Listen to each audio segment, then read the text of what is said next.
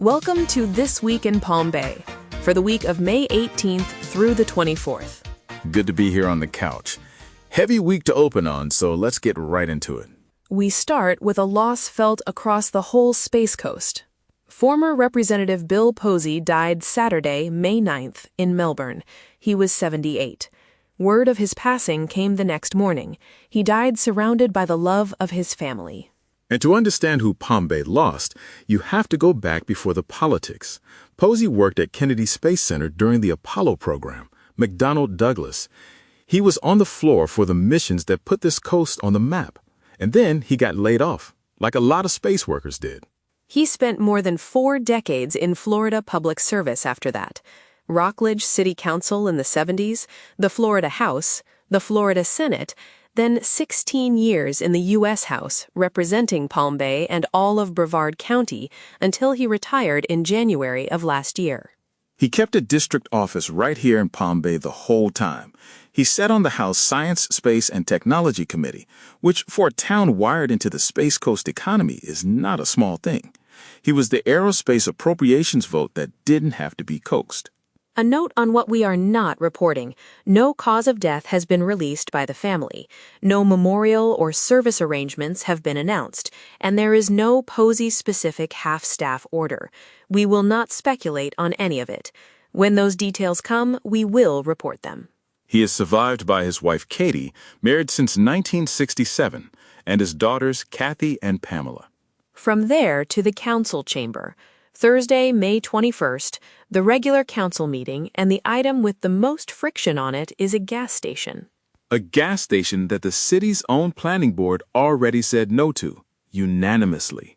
Resolution 2026-08, a conditional use request for a fuel station and convenience store with a drive-through restaurant at the northwest corner of Emerson Drive and Glen Cove Avenue. The applicant is Ganesh of Titusville, LLC.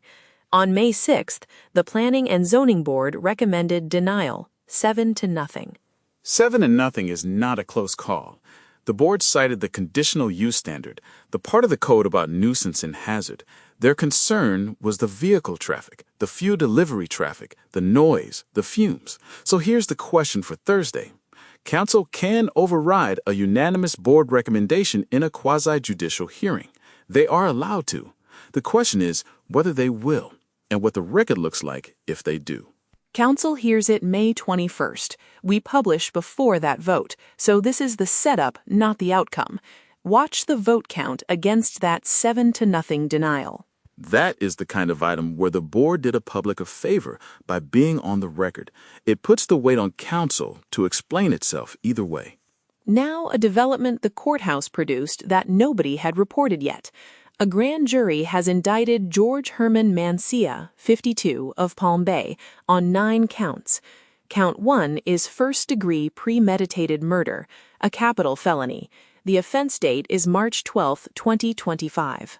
This is the case our own prior reporting flagged a hole in. When we wrote about Mancia before, we said plainly that a homicide charge had not been filed as of publication. That sentence is now out of date. It has been filed. Count 2 is tampering with evidence in a capital felony. The remaining 7 counts are identity and credit card fraud using the identity of the deceased victim. The case number is 05-2026-CF-027321. Judge Crawford. The next docket sounding is June 4th. We are reporting the charges and the court record. We are not reporting anything beyond what is in the public file. That brings us to the other May 21st item, and this one is routine, so we'll keep it short. The cannabis dispensary ban. Ordinance 2026-13 comes up for its final reading Thursday. It would prohibit medical marijuana dispensing facilities inside city limits. Deputy Mayor Jaffe is the sponsor. The planning board backed it 6-1. 4 existing dispensaries are grandfathered in and can keep operating. One thing worth keeping in the frame, state law, Florida Statute 381.986, preempts a lot of how cities can regulate this, so a citywide ban is the kind of move that carries a preemption question with it. Final reading is Thursday. That's the vote that matters. Now the rest of the week, quickly. County money first. The Board of County Commissioners meets Tuesday, May 19th, and on the agenda is the Save Our Indian Lagoon half-cent sales tax. The renewal would go on the November 3rd ballot. Palm Bay sits inside that taxing area.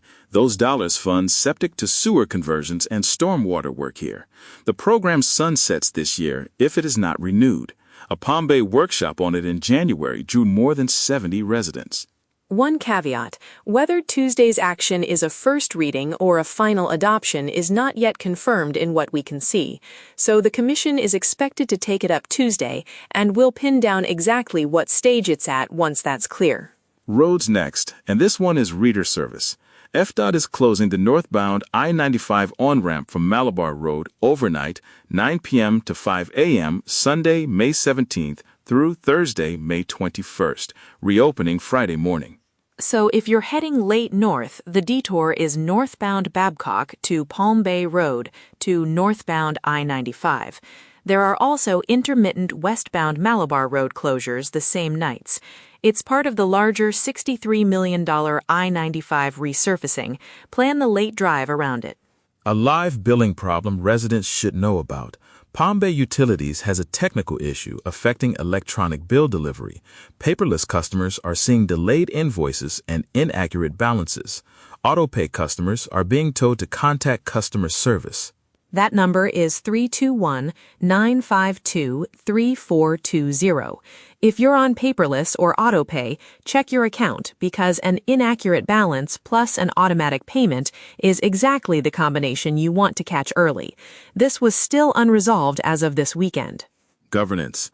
The Charter Review Commission presents 8 proposed charter amendments Thursday and a vote on dissolving the commission itself. The headline change is an overhaul of how council vacancies get filled. Approved amendments would head to the November ballot with a reported election cost around $10,000. That figure is reported, not yet packet confirmed, so treat the $10,000 as approximate. This is the presentation stage. Any ordinance would not come until July. Graduations. Bayside High is Thursday, May 21st at 6 p.m. Heritage High is Friday, May 22nd at 7 p.m. Palm Bay Magnet is Saturday, May 23rd at 9 a.m. The last day of school is Friday, May 22nd. And on the consent agenda Thursday, 2 public money items to flag. A reported $845,721 for signalization at Emerson Drive and St. John's Heritage Parkway from transportation impact fees, and a reported $75,000 for a fire rescue assessment study. Both of those figures come from a meeting memo, not the extracted packet, so we're reporting them as reported. The fire study is the early step toward a possible new fire assessment on residents down the road. Also Thursday, Utilities Director Bowden gives a verbal update on the South Regional Water Reclamation Facility. No figures are pre-filed, so we are waiting on what he says in the room. On the development side, a quick mention. The Malabar Road Wawa site plan cleared, builder activity around town is heavy, and new business tax receipts are coming through, including a Sunbay Market grocery. We are not putting hard permit counts on it this week because our permit data is only a partial slice, directional, not a tally. And weather. The NOAA 2026 hurricane outlook drops May 21st, and Central Brevard is sitting in a moderate drought. 2 things to watch as the week closes. That is a full week.